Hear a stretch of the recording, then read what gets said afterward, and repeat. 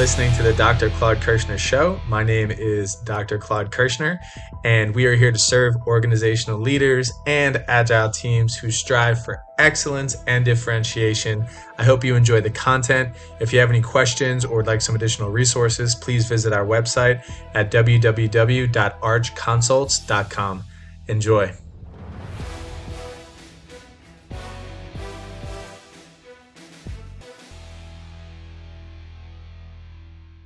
The thrill of fulfillment to the stale calm of utopia.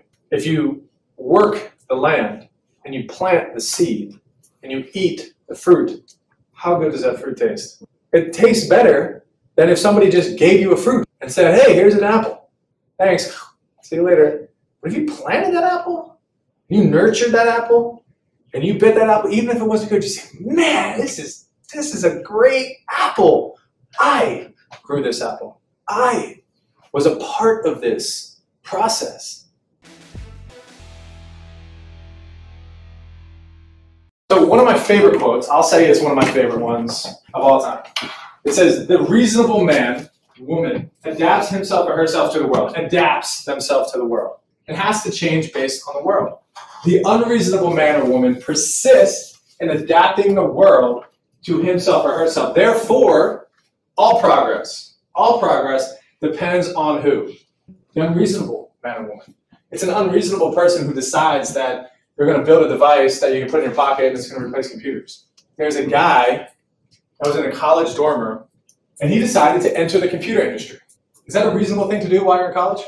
Let me just go into the computer industry with no education, with no resources, whatever that looks like. Not only did he go into the computer industry, but he chose to go down the path of hardware. And at this particular time, everybody was going towards software in the computer industry and not hardware.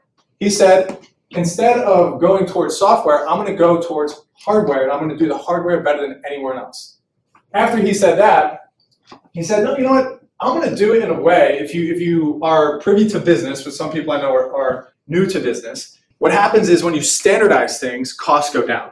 When you customize things, the cost of customizing a service or whatever it is higher than the cost of standardizing it. So this unreasonable person said, I'm going to the computer industry, I'm doing hardware, I'm customizing it, and it's going to be cheaper than anyone else. The last unreasonable thing that this person did, then I'll ask if you know who he is he said, instead of people buying it from the store or me selling it through a distributor, which is where all hardware is being sold at the time, I'm going to sell it directly to the customer.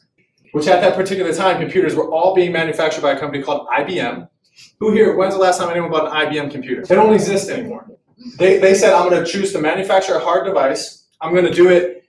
I'm going to customize it. It's going to be cheaper and better than anyone else out there. I'm going to sell it directly to the customer. Who is the person I'm talking about? His name is Michael Dell. Dell Computers is a $50 billion company right now. He started this company by disrupting the way things are. He was unreasonable in his approach. So as we talk about entrepreneurship, and I said fundamentally, entrepreneurship is empowerment. Every single person in this room is creating in some way or another, whether you're just interested in business, whether you're just interested in a particular segment, you're going to make something better, make something unique, and make the world a better place. Therefore, all progress depends on you. It's empowering to think about that.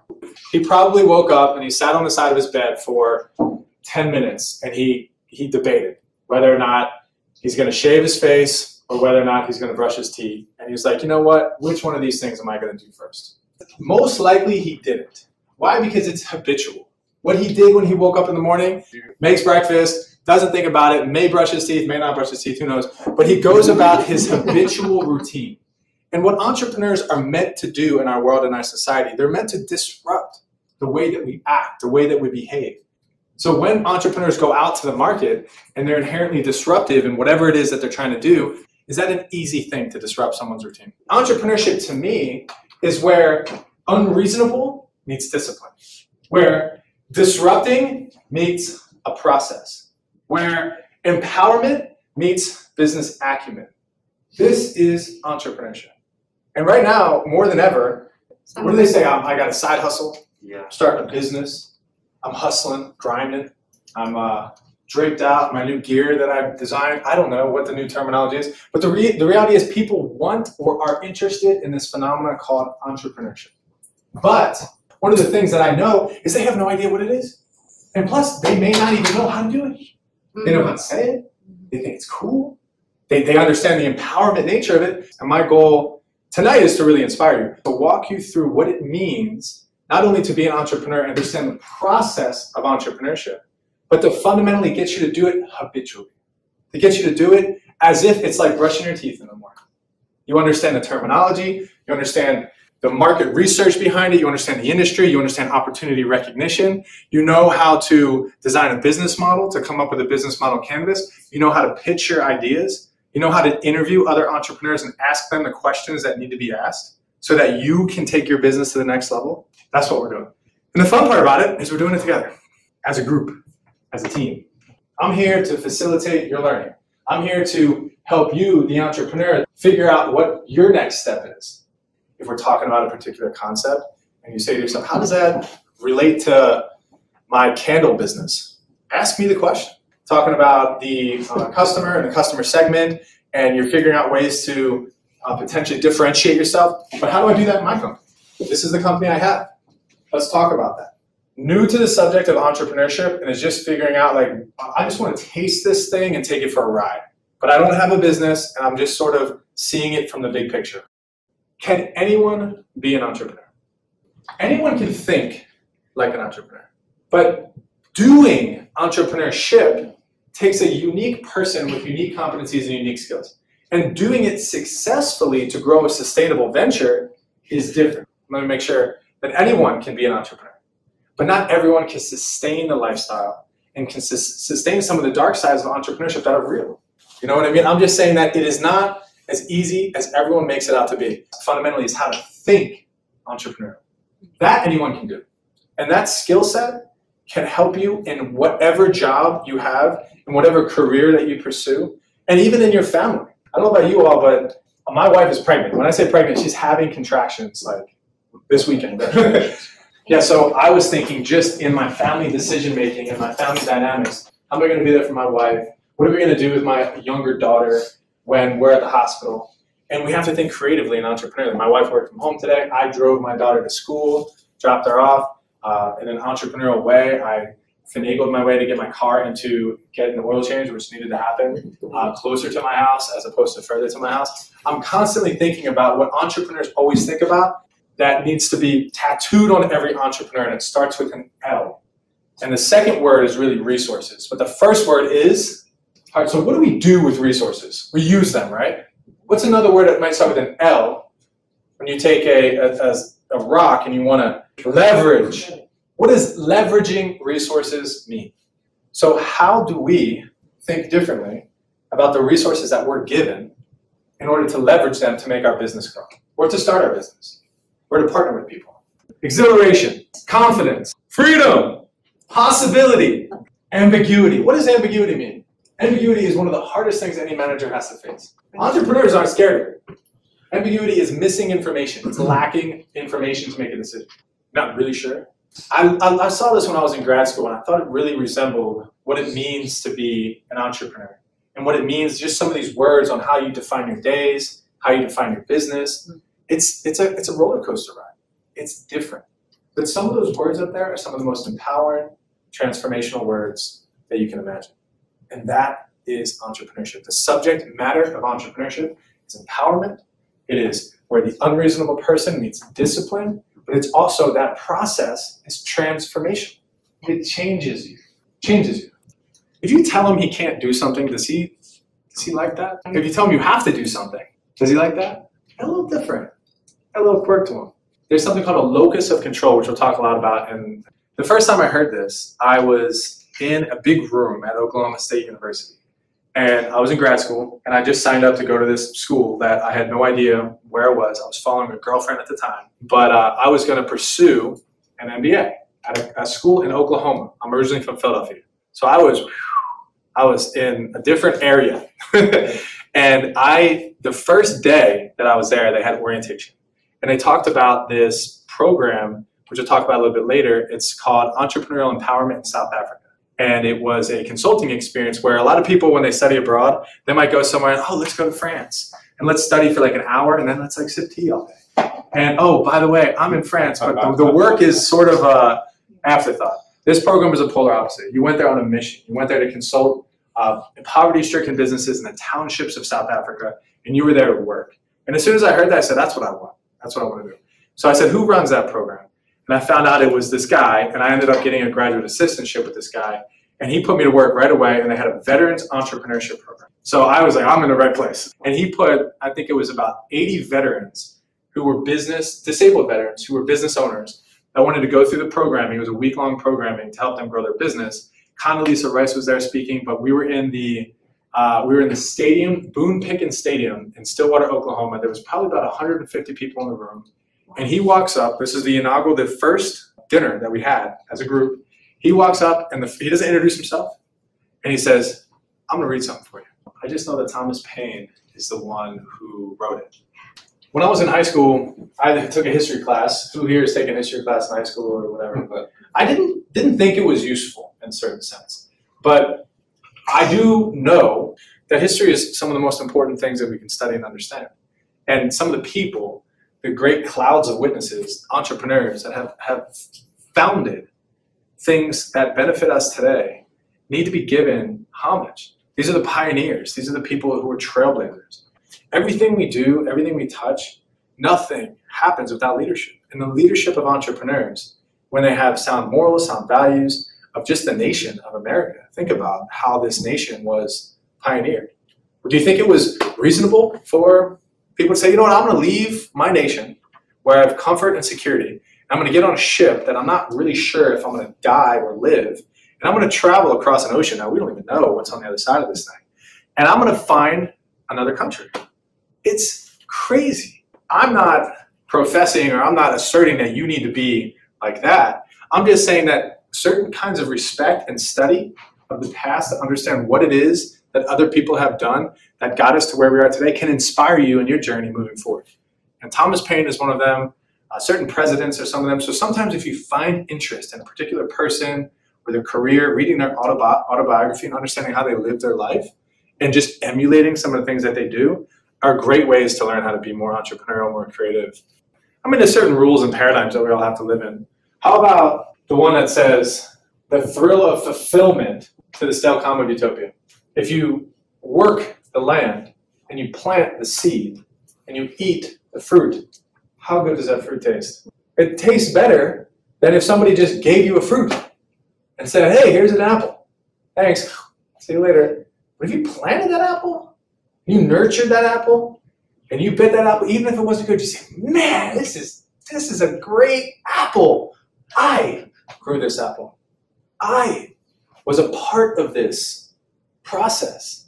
So it's a fulfilling nature in itself. All the time I would say, and I said in my email, that an entrepreneur's journey is emergent. One of my favorite quotes ever is, the entrepreneur may create and shape the venture, but the venture creates and shapes the entrepreneur. And this is what we're talking about today, that the journey matters, that people have done it before, people have made a difference, and we are sitting in the glories and the fruit of some of the people that have created before us. Part of my desire to continue building is just to honor the legacy of the people who did it for me. Entreprendre, undertake, go somewhere. Who's played this game, the Oregon Trail? So this is when computers were first coming out. I was in 4th grade. I'm 39, by the way. And they had a computer game. And it was the only computer game they let us play in school. So I was all about this computer game. And the Oregon Trail was really a game where there's something called the Oregon Trail in the United States, which goes through the Appalachian Mountains and sort of goes out west. And you had to prepare for this journey. And on this journey, you would run into situations where you could either go left or you could go right.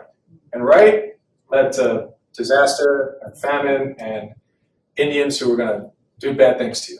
And then left led to finding food and protection for your family. And you had to learn as you went through this journey, how do you make these decisions? What do you look for in these decisions?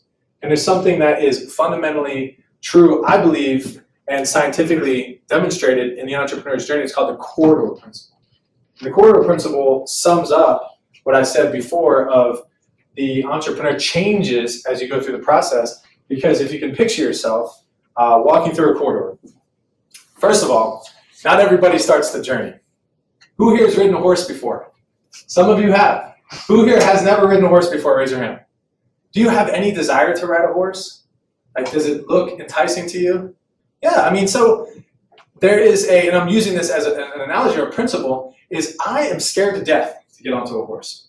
I'm not, it's a scary process. But somebody who has ridden horses, somebody who has taken that horse and tamed it and brought it down a path, has a different mindset towards the horse.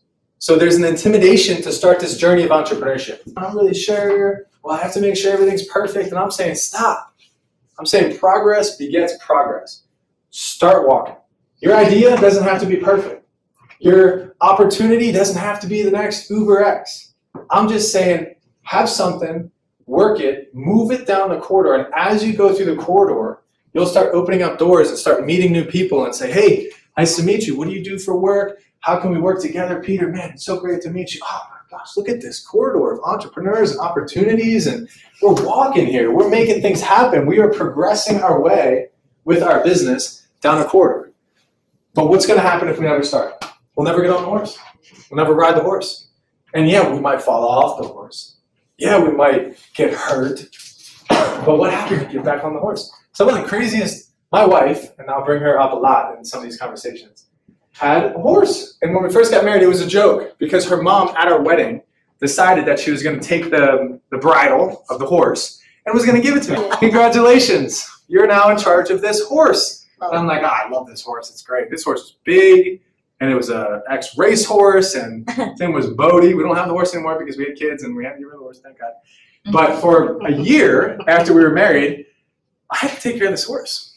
And the point of me trying to say this is there were times where this horse tried to kill me. And I feel like I had to take the horse out and with the running around to do the thing where the horse had to like run. And I had to stand in a line, I don't know what you call it, and I wasn't very good at it. So you take this rope, the horse on the rope, you take the end of the rope and you're supposed to hit the horse, supposed to run around in a circle. It went to kick me and it came this close to kicking my face.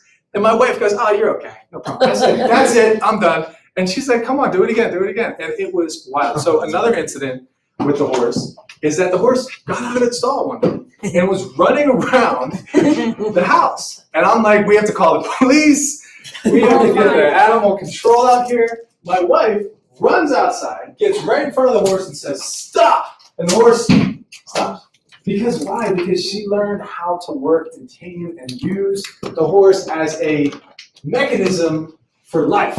That is what we're going to do with our business. And that's what we have, that's the mentality and the habit that we have to get into the mindset of doing when it comes to entrepreneurship. It's different. It's unique. 30 years ago, you ask high school seniors, who wants to be an entrepreneur, who wants to be a business owner, and nobody's raising their hand. Why? Because they want to work for IBM or Deloitte or Accenture, and they want to work for a big bank, and they want to have a 30-year career and retire. Now, if you ask that same question to the same group of high school students, most of them, stats say 80% of them, will say, I want to be a business owner one day. I want to, at some point, own my own business. So what does it mean for our society? What does that mean for education? And so the goal is to get them to open up businesses correctly by putting them through some level of education. But the typical way of learning is changing. That's number one. And the other thing, too, is that more people are interested in the subject matter of business and entrepreneurship. And even if it's a medical student, somebody who maybe they're an author and they want to publish a book on Amazon. Yeah, you can publish one book and you might get some reviews and all this kind of stuff. But what if you became an entrepreneurial author? What if you became an LLC owner? What if you wrote a series of books? What if you partnered with someone and bartered with them and say, hey, listen, you're really good at marketing. I'm really good at writing. Why don't we partner up? I'll write your content for your marketing for free. You market my book for free. Do you think that business would be a little bit more elevated? And do you think that that author would sell more books if they decided to do that?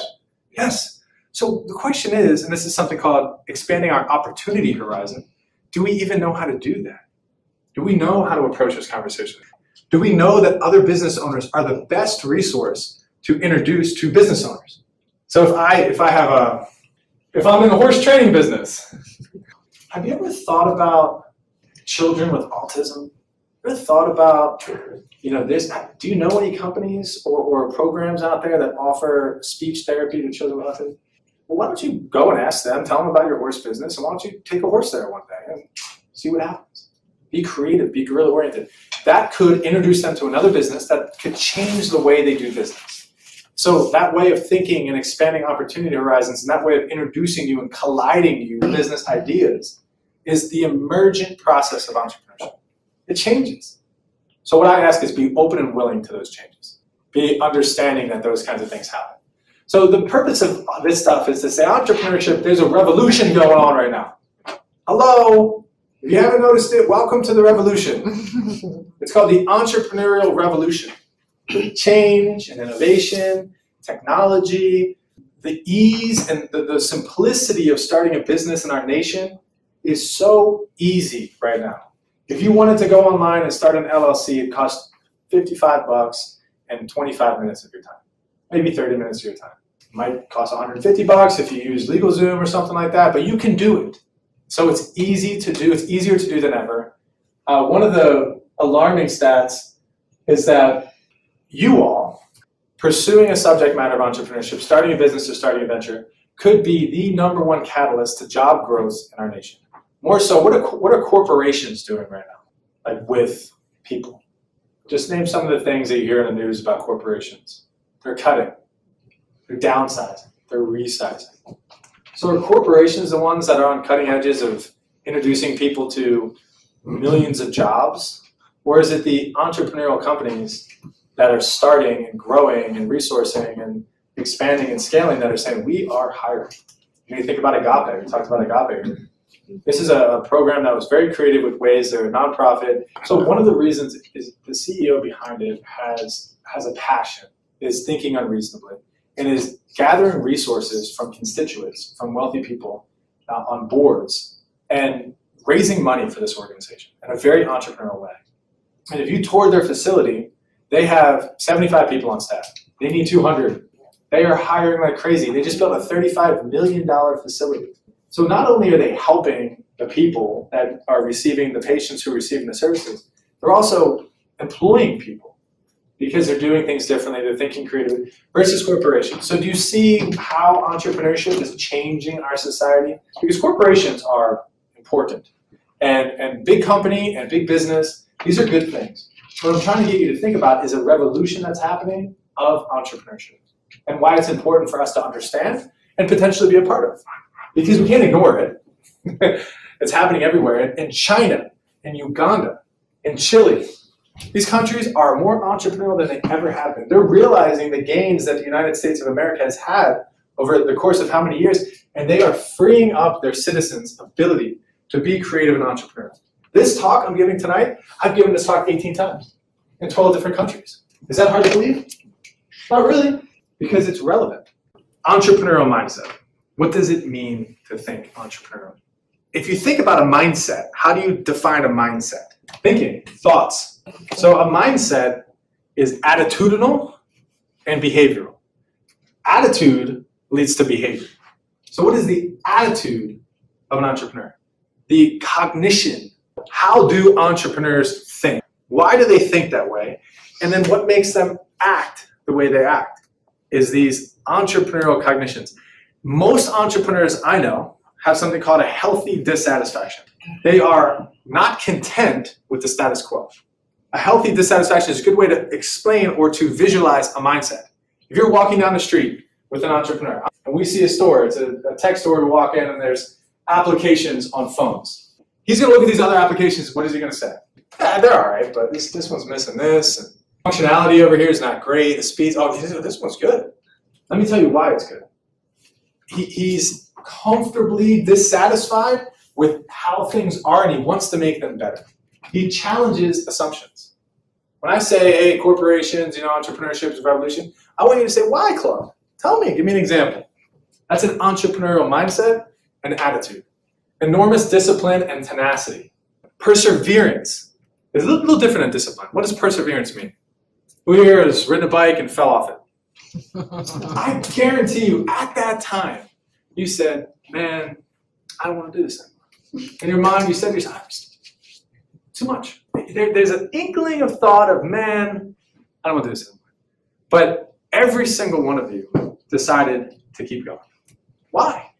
That's the cognition of, what are we doing? Why are we keeping going? And entrepreneurs tend to have that more so than others. One of the biggest, most important things an entrepreneur can do is persevere. They don't give up. They focus. They have strategic adaptation. Building a team of zealots. They're team builders just as much as they're individual workers and they like their autonomy. They're team builders. This is entrepreneurial. How we decide to work within a team, how we focus on our strengths and delegate our weaknesses is an entrepreneurial thing to do.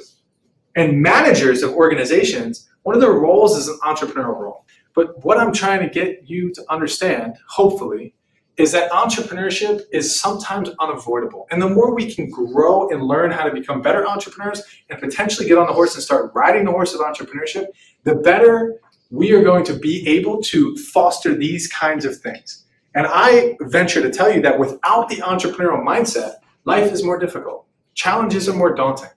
The ability to understand and recognize opportunity and leverage resources sometimes isn't in your cognitive, you just don't think about it. When you're on a team of people, you just play your role. Hey, tell me what to do. Okay, cool, I'll do it. No problem.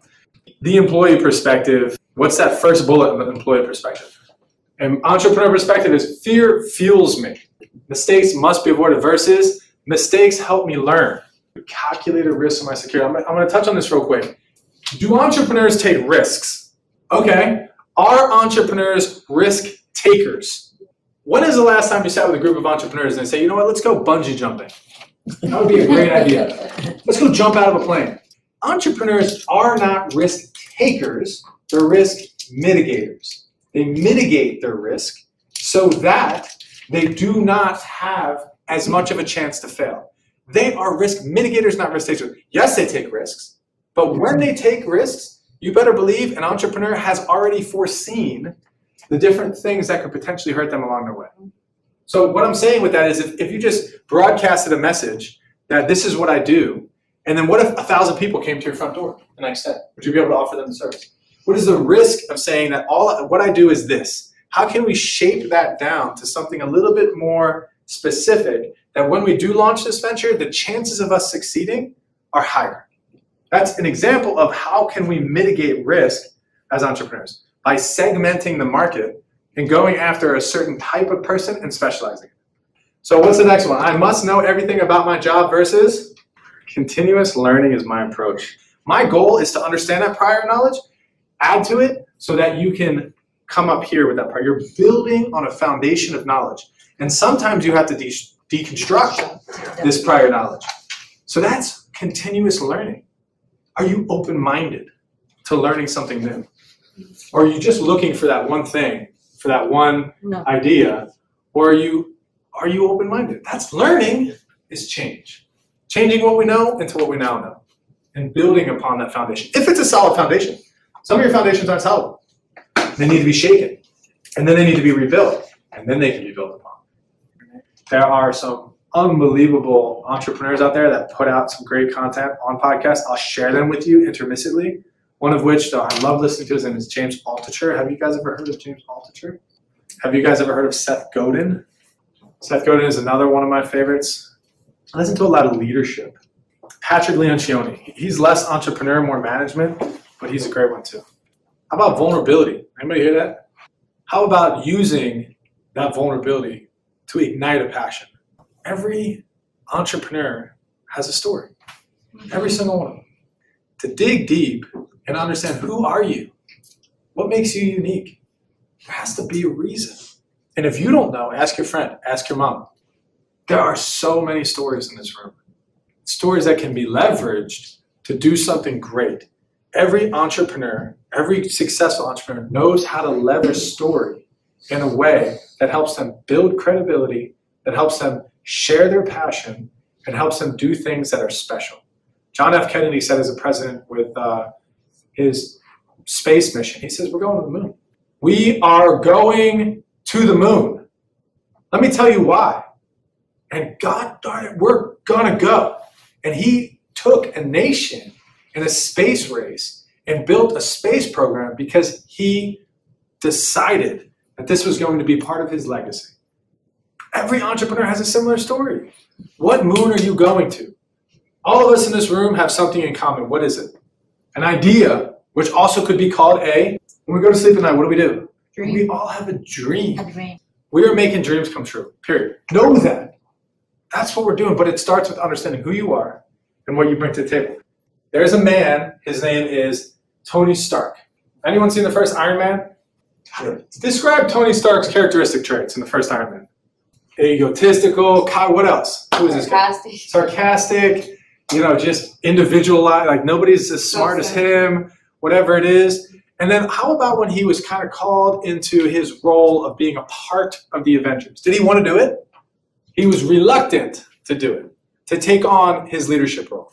Then, after he took on a leadership role, what happened next? He went on a journey, didn't he?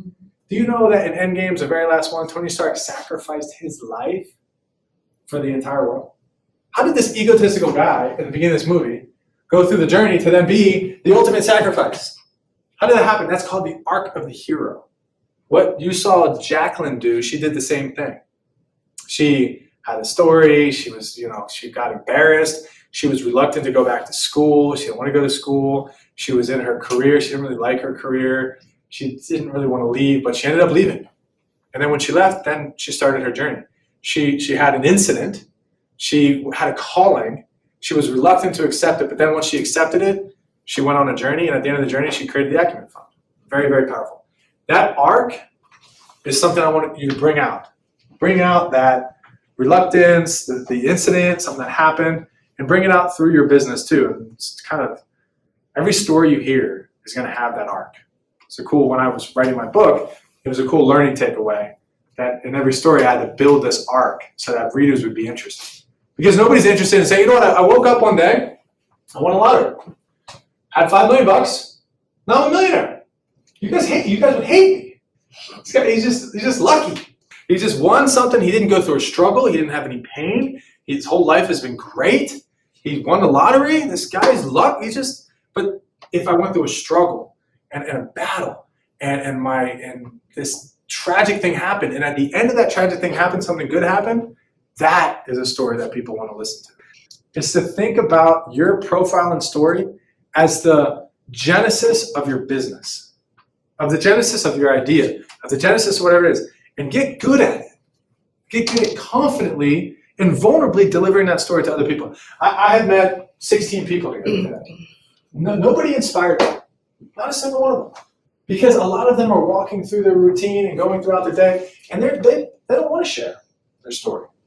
But man, if you meet that person and hey, you got a couple of minutes, let me tell you about what I do. Let me tell you about what I sell and why I sell. And you hear the passion in their voice, and you listen to them, and you connect with them. It changes you. You as the receiver of that story. It makes you want to go do something. It's not going to work with everyone, but the better you get at that, just your presence and your ambition and your passion could ignite a flame in somebody else. Who knows? That's what I'm telling you, to think introspectively about who you are, your values. Write down 10 of them. 10 of them that you really like. You take the 10, you narrow it down to 7. You take the 7, you narrow it down to 5. And you take the 5, and you narrow it down to 4. And by that time, you have the 4 values that your decision should be based on those values. Mine are faith, family, leadership, and strength. And strength is an internal strength that I've had to master. Be real strong in the gym, but real weak on the inside. Real strong and confident, but my wife says something to me, it cuts me down like I'm a 2nd grade boy. What is that? Why am I not internally strong? When I share that with you, some of you relate to that. That's what the story is about. Is to figure out a way to connect with other people through your story, and to understand your values is a part of that. So that's why values are important. Where you have been physically, spiritually, emotionally, or just where you've been in your career or your schooling, what happened to create an entrepreneurial thinker and doer? Something unique about you. I don't care what anyone tells you. I want to know about it. I want to know about it. There's some people that are professionals in this room, and you're saying to yourself, I've been working, and I don't really like what I'm doing, or I like what I'm doing, but I know there's more. There's more. What is that? What is that more? What is that you're craving? Name it. resources out there like Enneagram profile tests, strengths and weakness, strength finders, like this kind of stuff. If you've done this in the past, pull that out, blow the dust off of it, read it, learn a little bit more about yourself and put it into the story. And we're moving away from the entrepreneur and we're going to entrepreneurship and some of the myths around this concept of entrepreneurship. Myth number one, entrepreneurs are doers, not thinkers. But you can see how maybe some people, that's how they think. Right? Entrepreneurs just do stuff. They just go, they build, they go to the moon and make iPhones. Entrepreneurs are not just doers, they're thinkers and doers. They think a lot of times more than they do. They plan. They create through a thought process. So that's a myth. Number two is probably more prevalent. Entrepreneurs are born, not made. Who started that one? I was born an entrepreneur. I woke up, business model canvas array for breakfast. Just building businesses my whole life. Born for this. Is that true? I'm here to help you become more entrepreneurial. If you were born, there's nothing I can do about it. I'd have to put you back in the womb and then give birth to you. It doesn't make sense. Entrepreneurship is a process. Processes can be taught. They can be broken down and they can be taught. Step number one, ideation, opportunity, recognition. Entrepreneurs are very good at recognizing opportunity. There's an opportunity in real estate, to become a broker and to own brokerage offices. There's an opportunity to ensure that every single person that's transitioning from an incarceration opportunity has the same level of opportunity as everyone else. Has the resources, has the supplements, is capable of having more opportunity or just as much opportunity as somebody who wasn't previously incarcerated. There's an opportunity identification. Once we see the opportunity, developing the concept, creating the business model, doing the research. The concept is building a business model means how we're going to make money on this. I love helping people, but how is this going to provide a living for me and my family? I love helping people sell homes, but where's the margin in that? How am I going to employ people if I can't? What is the business model that's going to sustain my ability to attain this opportunity, whatever it is? Determine the required resources. What is it that I need to feed my business model? There's a great opportunity. I built a business model. Now I need resources. What are resources? Money, human capital, intellectual property, physical facilities, networks. These are resources. What resources do I need to keep my business model going? What do I need to feed my business model? Then I need to get them. I need to acquire them. Could be money. Could be a partnership. Could be a person. I need to go and get it. Once I get it, that's when I implement and start managing a company. So we're really not implementing and managing until here. But you could very well, this is not just, oh, we're going to go through this one time and that's it. You could very well oscillate through these different steps. And then once you build, manage, hopefully at some point you harvest the venture, you exit the venture, you start another one, or you become a millionaire and then you ride horses for the rest of your life. That is the entrepreneurship process, and that is the reason why I'm here. This is the reason why entrepreneurship is more prevalent than any other business subject in every college. There's 5,000 programs around the United States. No programs in the last 25 years have been as building, like think about accounting. Accounting's been around forever. There aren't new accounting programs at business schools, but there's new entrepreneurship programs. People are building centers. Have you ever heard of the accounting centers? Or, I mean, these schools aren't building buildings, calling them centers for philosophy, but they are for entrepreneurship. How do these things operate? Why are they being funded? It's because of everything we're doing in this. It's because it's a process. It's because it can be taught. So let's go back to the myths. This is fun to read. Entrepreneurship is not something you do. It's a philosophy that you bring to life through that process. How about myth number 3? What's an inventor? What's this? It's an invention, right? Thinking creatively is if I ask you a question, if I write this on the board, you would create an invention. That's enough. What would you do with it? You're born. What would you do with it? Electronic cage. What would you do with it? You'd systematize it, enhance it. I just would underline it. I would add to it. Where is the word? What do you do? This is called creativity. It's thinking about something differently. It's called novel. You systematize it. You would create a cage around it. You would do something with it. Everybody would do something different. What you do with it doesn't matter. It's a creative process. Then you get to innovation. So that's creativity. Innovation is then making the system. It's prototyping the feeder system. And say, okay, here's the feeder system. Here's how it works. You see that? It goes like this, and the birds eat it. That's an invention. That's inventing. Entrepreneurship is saying, okay, how do we sell this to the market? How does this make its way onto the stores, and what are people going to pay for it, and what's my market segment? How do we build a business, and how do we create 10 more inventions just like this with the resources that we have and build creativity, innovation, entrepreneurship? Are entrepreneurs always inventors? No. Do they have to invent things to be entrepreneurial? Somebody else can invent them. They don't have to invent a product. They can invent a service. They don't have to be inventors of new, unique devices that sell to billions of people. They can just start a counseling service. They can start a podcast. They could go feed the homeless on the weekends. Who knows? They can shepherd resources to do something constructively. Okay, so they're not always inventors. Entrepreneurs are academic and social misfits. There's a quote here. Oh, the misfits. Entrepreneurs misfits? I'm an entrepreneur. Am I a misfit? I mean, I'm not a misfit. I'm not a rebel. I'm not like, going to the police cars and hitting them with bats. I'm an entrepreneur. You can't mess with me. It's a myth. They may not be cogs on a wheel. They may not be like everyone else, but they're not misfits. So it's a myth. Entrepreneurs must fit the profile. Tell me about the entrepreneurial profile. How do you know what entrepreneurs are? I mean, if I asked you to describe an entrepreneur, everybody's description would be different. Because in your mind, just like that prior knowledge, you're thinking about this guy. Well, I'm thinking about this guy. He's an entrepreneur. He's an academic entrepreneur. You put him and Elon Musk in the same room, they don't have much to talk about. They probably might not even like each other. Who knows? But the point is, they're not the same people. They don't fit into a profile. Entrepreneurs are not fitting into a particular description. They're everywhere. Academic entrepreneurs, political entrepreneurs. Okay, so we know that they don't fit a profile. All entrepreneurs need is money. If you gave me $1 million, I'd spend it on something dumb and I could lose it the next day. It's not just about money. What else do entrepreneurs need? Time. Who said it? Just give me enough time. I'll give you something special. Just because somebody has money doesn't make them an entrepreneur. And it doesn't make them a good entrepreneur. So they need more than money. They need intellectual knowledge. They need to understand the market. They need experience. Experience is a big thing.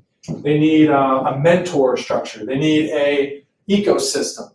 They need to be a supportive family. Think about that. I want you to get a job and keep a job. You're over here starting businesses. It's not normal. We talked a little bit more about that. But all entrepreneurs need is luck. Is that true? No, it's not true. Entrepreneurship is unstructured and chaotic.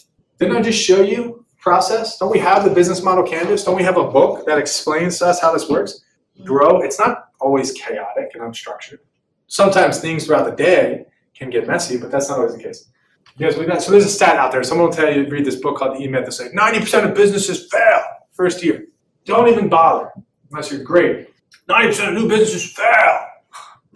It could not be more wrong than ever. And whoever's saying that is manipulating people through fear to buy whatever it is they're selling. The fact is, it depends on the context. It depends on the industry. It depends on the person. It depends on the time period in which the entrepreneur starts their business. It depends on the connections that they might have. Think about the restaurant business. If you're going to start a new restaurant in Calle Ocho or South Beach, what's the probability of you failing? Fairly high, right? The restaurant industry is dynamic. It's competitive. It's hard. It's also, you can have a great restaurant for a year, but the next year people just don't like your food anymore. You're irrelevant. Versus, let's say you start a metal fabrication company. You're making these. These aren't going anywhere. The probability of you failing is much less. What if you bought a Smoothie King? I love Smoothie King. I've been around for a while. Anyone else? I love Smoothie King. They're great. I don't think they're failing. If you're an entrepreneur, you go in and you buy a business, that's an entrepreneurial thing to do. The chance of you failing is much less. They say, 90% chance of failing. No, you're wrong. Entrepreneur businesses don't just fail. Last one. Entrepreneurs are extreme risk takers. We already talked about that. Are entrepreneurs risk takers? Everyone said? Entrepreneurs take risks, but they are not risk takers. Meaning if you define an entrepreneur as a risk taker, you're wrong. What entrepreneurs are risk mitigators. They take risk, but they mitigate it.